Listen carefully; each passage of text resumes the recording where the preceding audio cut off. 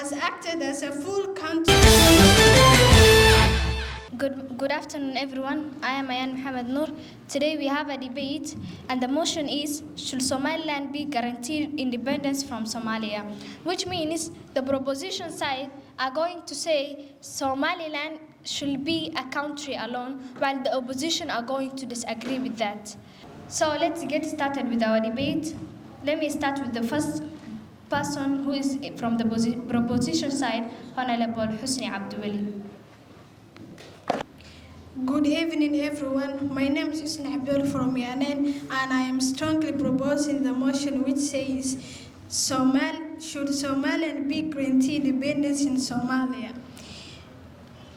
Somaliland has acted independently since 1991, building its own stable government, army, courts and currency while holding a peaceful democratic elections observed internationally. Historical records confirm that Somaliland was a separate British territory that gained independence on June 26, 1960, before voluntarily uniting with Somalia, meaning separation is legally grounded.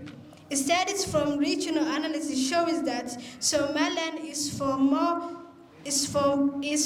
stable than surrounding areas due to its clan-led peace building, especially in 1995 Baydhabo Conference economic reports also note that recognition will boost investment and expand the Berbera Boats Corridor. All evidence supports Somaliland readiness for full independence.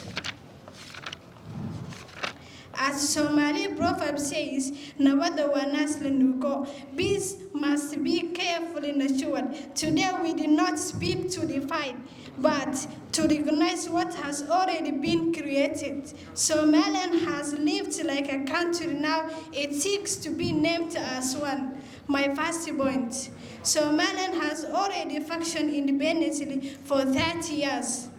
For over 3 decades, Somaliland has acted as a full country, running its own elections, maintaining its own national army and police, using its own currency, and building a stable government institution. This is not a theory, it's already on the ground.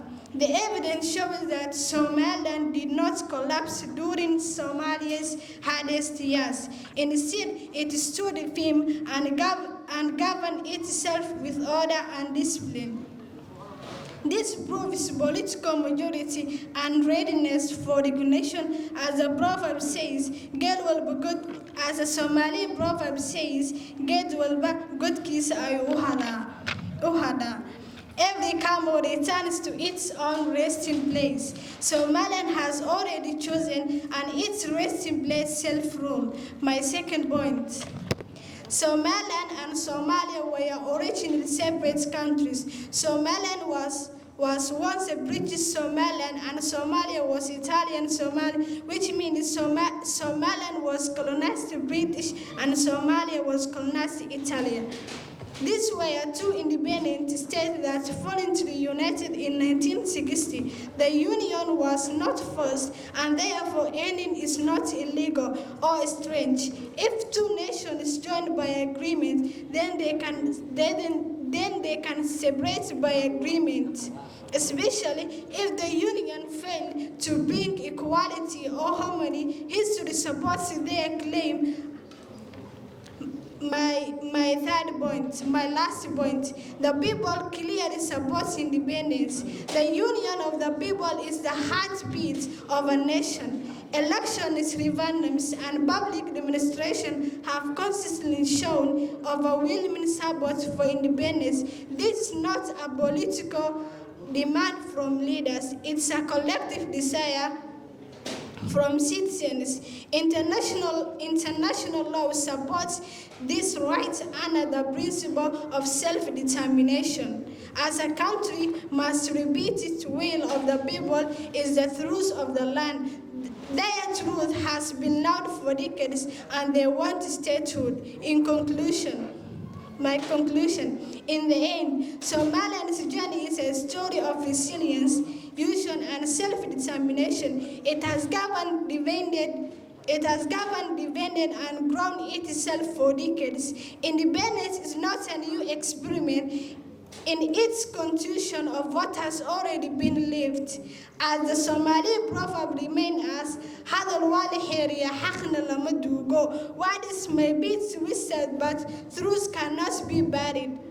The truth is clear. Somaliland is ready, willing, and deserving of recognition as an independent country. Thank you.